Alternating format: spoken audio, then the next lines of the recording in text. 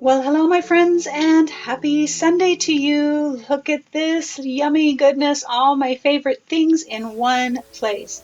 So today I'm using all kinds of goodness. I've got some chalk paste, some Nuvo expanding mousse, some crackle paint, some matte medium, some gesso, and every color of the rainbow of fluid acrylics. I've got some vintage maps, some of my new art stencils, and then I end up only using the brick and bubble stencil. I'm starting out on a 12 by 12 MDF board, and I'm putting those vintage maps down with my Deco Art matte medium. And I've placed the papers in a certain spot because of one, how they looked, and what I thought they would look like behind. And I wanted that light area in the middle because that's going to be my in between the buildings space. So I've got some Nouveau expanding mousse, and you guys, this stuff is the game changer for texture. So I'm putting it out on a piece of parchment paper and using a cardboard to spread it out, or a cardboard as my guide so that I can get somewhat of a straight line for my building. Making sure to keep it kind of only in the areas that are not where my arch is not going to be. So I put it down with my palette knife, and I've just kind of zoomed in here so you can see the magic. So as soon as you hit it with a heat tool, it starts expanding and it dries immediately. It turns really, really matte. It starts out silver and shiny and then goes really matte like concrete. It is fantastic. You could leave it shiny. You can go back over it and make it shiny. But I just love this, and I wanted to just kind of zoom in so you could see what this does. It is fantastic. You'll see some pictures at the end. This is a light coat. The thicker you have it, the more it bubbles. It's just amazing.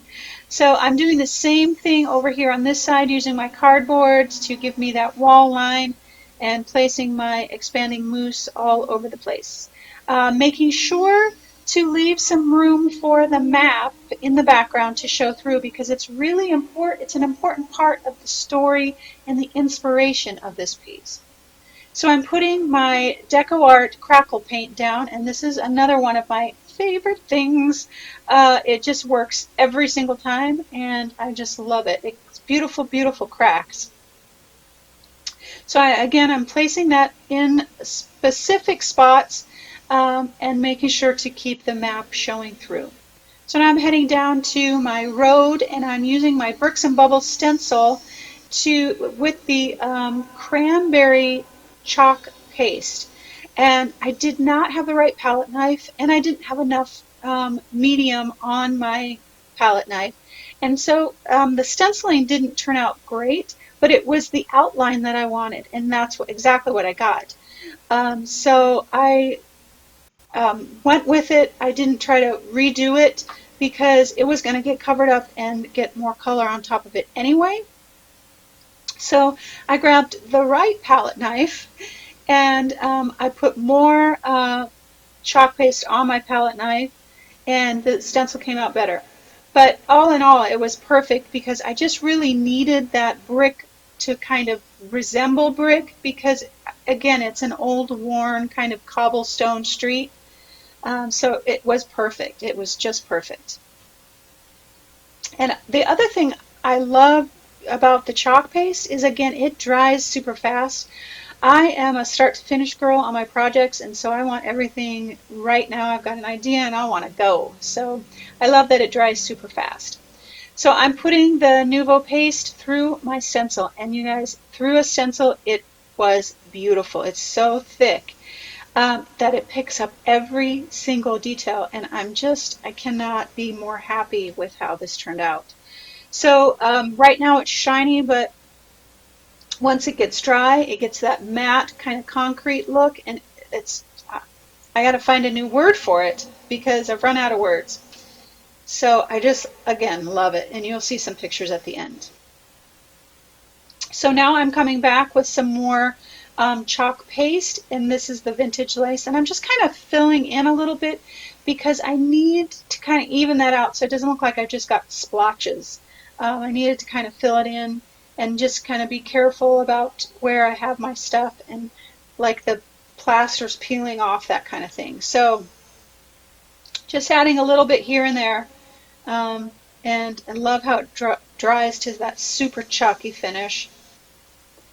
And all the supplies will be listed on the blog. The link to the blog is in the description box below in the YouTube videos. On the blog, all the links to the products. So if you're interested in the Nouveau expanding mousse, I've got a link to it, so you can check that out. But everything will be listed there, all the stencils. The maps, I've got a new 12-page collage pack of vintage maps that is available in the shop, that I have a coupon for you that is available in the resource library or in your weekly email. So lots of good stuff on the blog. Check it out. So I have watered down my gesso, and I'm just now going to cover everything up and just kind of neutralize everything. It's watered down because I don't want to completely get rid of everything. I want those maps to show through. I want some of that color to show through, that texture of the expanding mousse. I want all of that to show through, so that's why I watered it down. But what this does is it gives the surface the same finish all the way around it, same kind of ground, so that it accepts whatever I'm putting down, my pastels, my paints, it's all the same, and it helps the color show up more vibrant when you've got that little bit of gesso down. I'm working with my fluid acrylics, and this is Cerulean Blue Hue and Payne's Gray, and again, I have got a very wet brush because I want that map to show through. And what I'm working for in this in-between space is kind of a moody, almost dusk or dawn kind of look, maybe some shadow or some fog. Again, I'm creating this image in my mind of what I want and where I want to go and what I want to discover, and this is my place.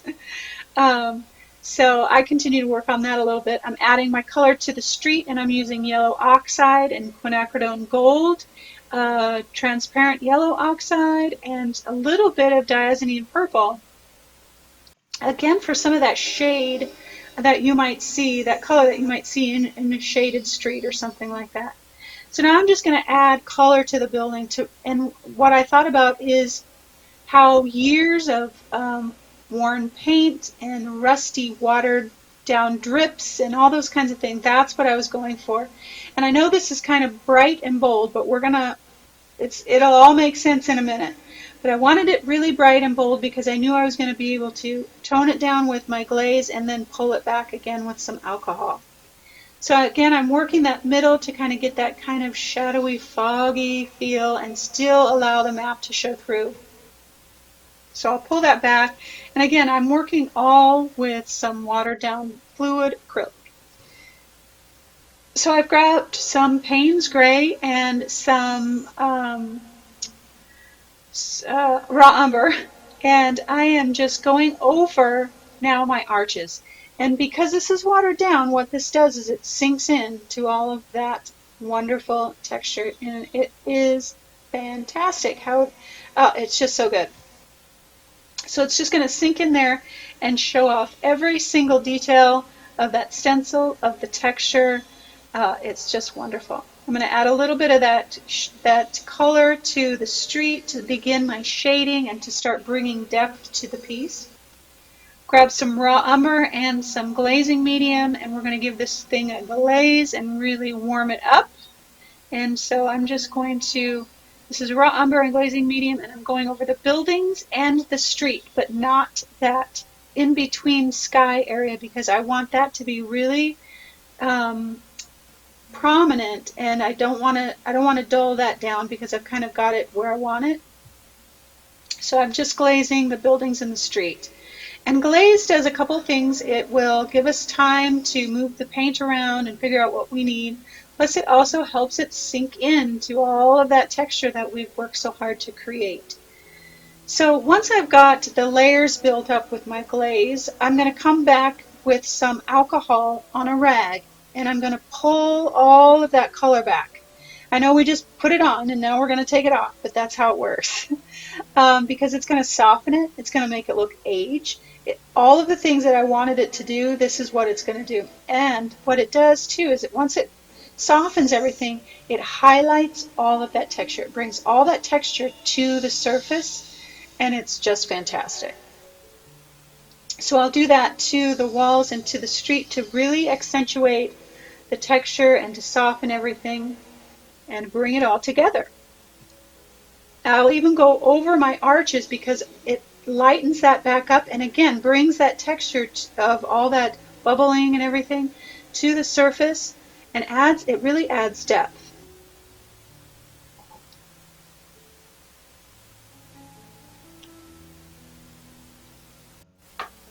So I've got my lantern stencil and some archival ink, and I just love this stencil. These lampposts make the piece. They really do. They just make it feel homey. But the detail is awesome on the stencils. So I'm just using my makeup brush and my archival ink. I'm going to come back and touch those up just a tiny bit with some alcohol just to kind of lighten them up because I didn't want them to look like fresh and new after I've got all this aged, wonderful building. So I did touch them up a little bit with the alcohol. Pull that back.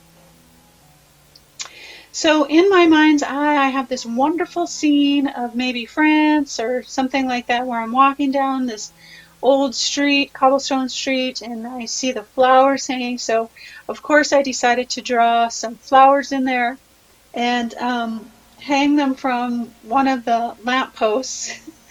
But I'll do some more down in the bottom corner, but I'm using all fluid acrylics, and they're not watered down, they're full strength. And I start out, and I have a small brush, and I'm just using doing paint swatches basically. And I start out with my green or my leaves for the background, and then add my color. And the one thing that you want to do is add all of your color, whether it be quin gold or yellow or orange or whatever, but make sure to add contrast so that it doesn't look like just a big old blob of paint. Add some white and lighter colors to really make it stand out so that you don't have all of the same color in your flowers, so that you've got some variety.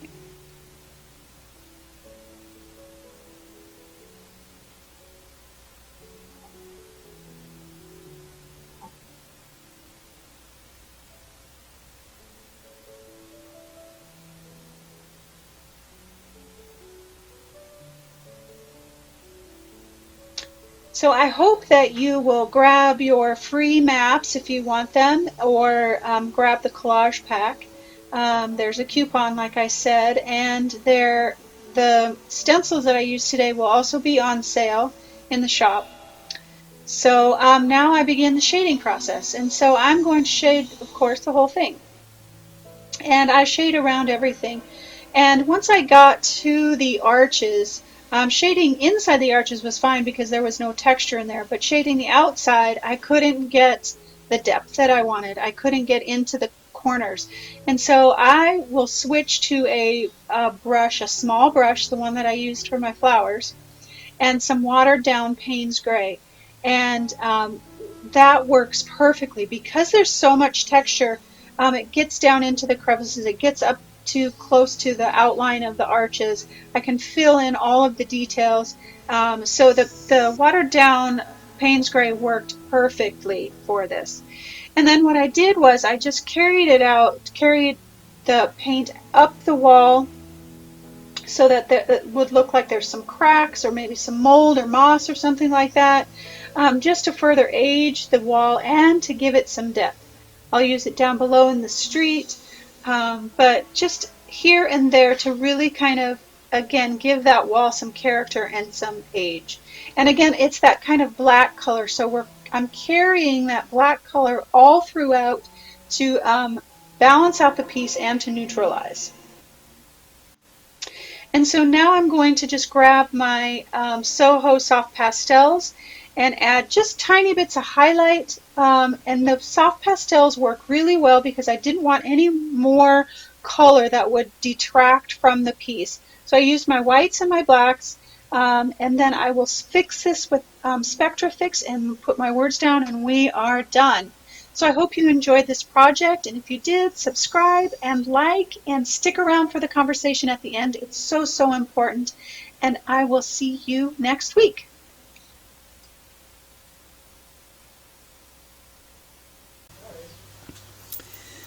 There she is, lovies.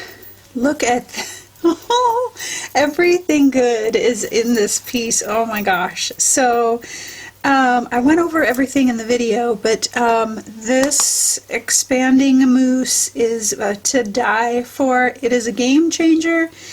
It is fantastic. It's by Nuvo.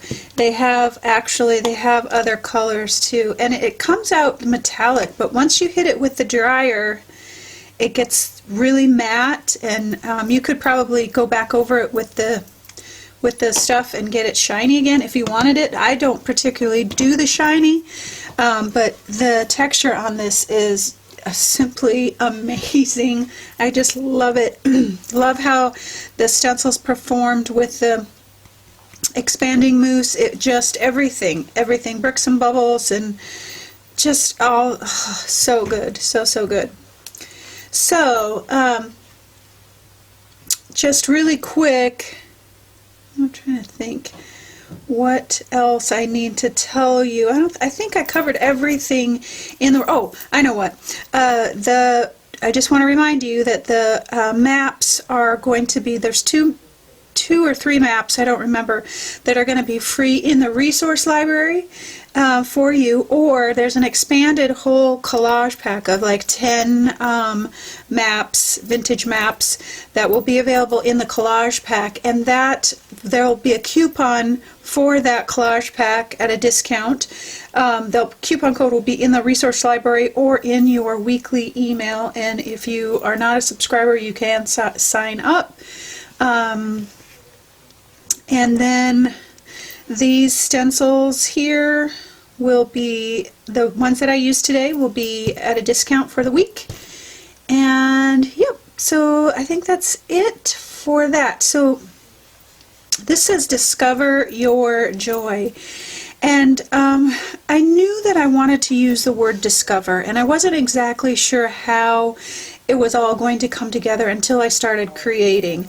And I got the maps in the background because that was the basis for my story and where I felt like this was going. Because discovery, it's action, it's travel. You're going to something, you're working towards something, you're discovering something new, it's action. And so that's what the maps represented for me as the beginning of the story. And I didn't know what exactly it was. I had in my mind, discover your passion. But I felt like that felt too defined, and sometimes passion's overused, and maybe joy is too, but discover your joy felt broader. It felt more inclusive of so many things, and our joy can be so many different things. Our joy can be our kids, our work, our creative time, our reading time, and all of it. It's a mix of everything. And so I just really wanted to focus on today discovering your joy, because that just means whatever lights you up, whatever excites your soul, whatever you can dive in and be passionate about. I want you to discover that, because life is hard, and sometimes it's just, I feel like too often we get stuck in like the doldrums of just the rut of doing the thing and going to work and taking care of the kids and whatever it is, over and over and over. And when we have discovered our joy, that passion, that thing that lights us up, can take us out quickly of that rut, of that doldrum, because it lights us up so much. It gives us something to look forward to. And not everyone knows what really excites them, what really gives them passion. I take it back. I think you do know. I just think sometimes we deny it, and we just don't give it fuel. We don't let it bubble up to the surface, because sometimes we might be afraid of it, or what it might ask of us, or those kinds of things. And sometimes we can't, sometimes our season of life doesn't really allow us to pursue that. I know that, you know, when the kids were little, man, it just was a day to day, just trying to get through the day sometimes. And sometimes life is like that, and so we don't have those opportunities to really lock on to the things that really light us up and give us passion. And then there are seasons where we have more time to really explore that. And so I just want you to, if you don't know what lights you up, to really step outside of your comfort zone. And that's the big deal, because I'm a big old scaredy cat, and I don't like to take risks really at all. I mean, I put like a little toe in, and then I retreat, and then I'll try it again, and then I'll retreat. And I've been that way my whole life, and part of that has to do with my makeup and my anxiety and all those kinds of things. I keep some good boundaries, and boundaries are good. But I also want to push myself to discover more things, to discover more passions, to discover more joy, more of whatever it is, to really push myself to step over the line, to walk through the door, to get to the other side of what is calling me, what lights me up, what drives me, what just makes me sing.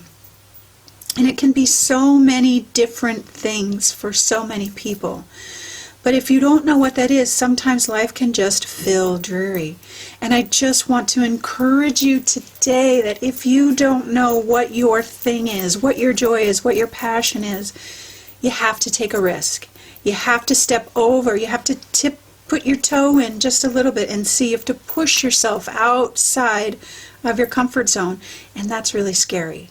It's scary for me, but it's so worth it, because every single time that I've done that on the other side of that fear, because it's all about fear, on the other side of that is the magic. It's where I discover how strong I am, or what I'm actually capable of.